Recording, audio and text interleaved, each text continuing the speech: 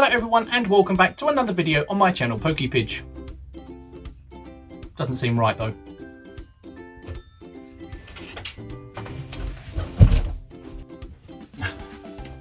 Much better. No.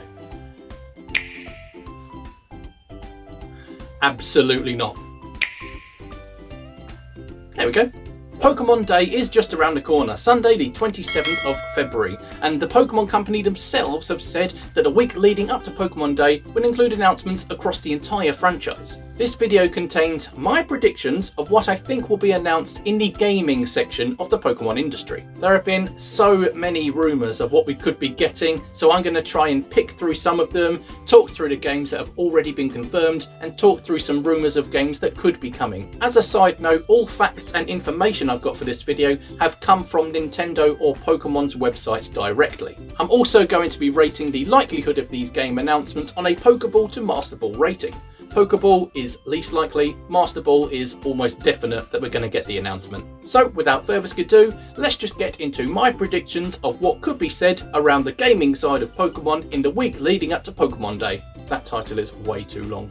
First up, we have new Pokmon Snap, a game we know is coming, and a game we know is coming on the 30th of April this year. Now, as for any sort of update on this game, I think it's unlikely as we're quite close to the release date. However, we have only seen around 65 of the quoted approximately 200 Pokemon. So we may get a small update or a little trailer with a little bit more gameplay, but in terms of all the game mechanics, I think we've been told everything we're going to be told. Now, next up is Pokmon Unite. We have seen a trailer for this already and some gameplay. The only update we've had on this game is that they are currently right now using a beta version of it in Canada. It seems unlikely that we're going to get a trailer or an update on this game while it's having a beta test in a country. If we get a Pokemon Direct rather than individual trailer releases, we may get a mention of it with a quick update, but I really don't think we're going to get anything on Pokemon Unite next week. For me, this has to be a Pokeball in terms of likelihood. I also didn't rate new Pokemon Snap, but I'll give that one a great ball for likelihood.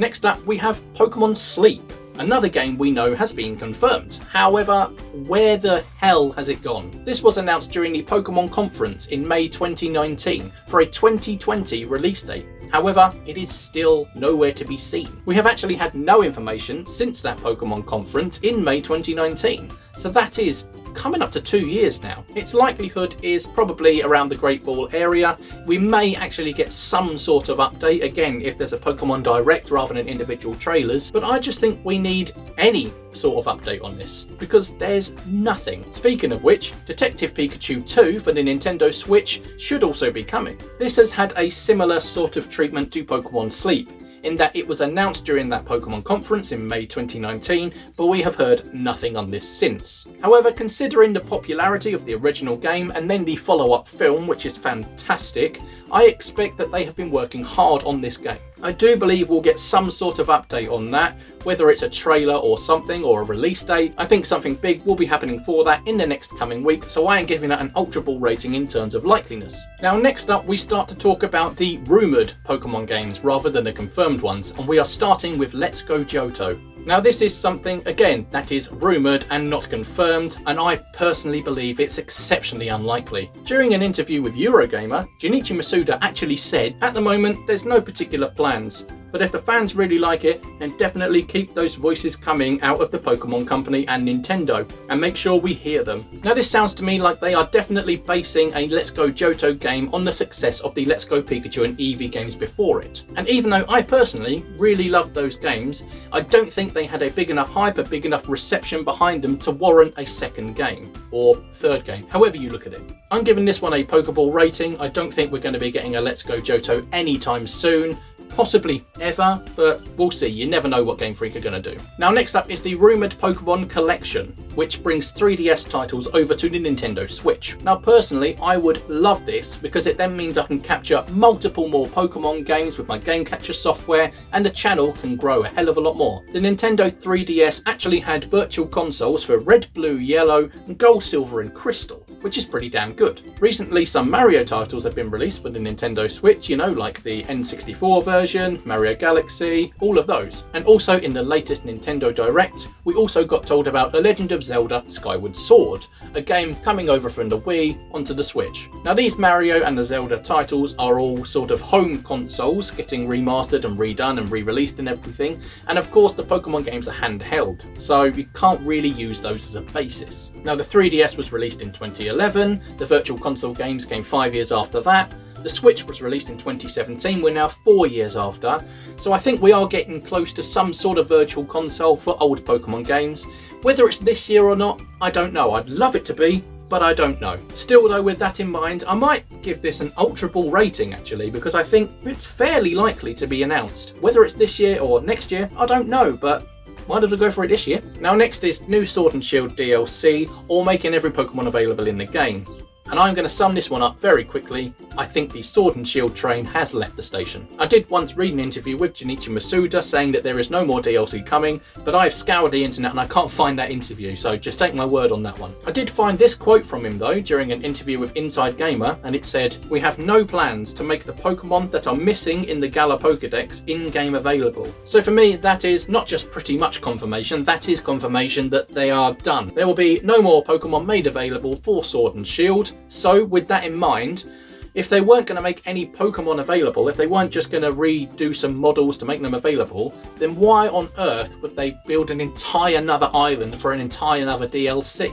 I'm definitely going to be giving the Sword Shield DLC a Pokeball rating because it is absolutely, pretty much, definitely not happening. But something that is exceptionally likely for this next week, maybe on Pokemon Day itself, are Diamond and Pearl remakes. These games have practically been demanded by the Pokemon community for 2, maybe even 3 years now. First, let's look at the rumours, but I must stress these are rumours. A Twitter account named @PokemonDB15th has been created. Now this follows suit and follows the format of Twitter names for other Nintendo games that have been released or had an anniversary, so it is quite likely that that could be the Twitter that they're going to be using for it. It was made in February, so I don't want to count this, but it's something. Something that is a little bit more substantial though is the URL diamondpearl.pokemon.com has actually been registered. It currently throws up an error whenever you try to load it, but of course it does. Why are they going to put all their information out there for us to see now? To me, this is probably the most likely bit of evidence to say that these games are coming,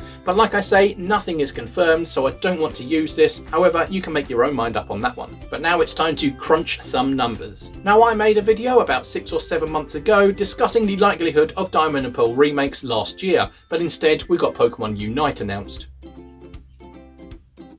However, I'll give you a quick summary of the maths that I went into to try and prove that they were coming. First up, there's been a remake game for every main handheld Nintendo console since the Game Boy Advance. Of course, Fire Red Leaf being on the Game Boy Advance, Heart Gold Soul Silver on the DS, Omega Ruby Alpha Sapphire on the 3DS, and on the Switch, we are yet to have a remake game, so we are owed one. Now, if you look at the years of releases of remake games, the Gen 1 games were released in 1998, and then the remakes Fire Red Leaf Green 6 years after that in 2004.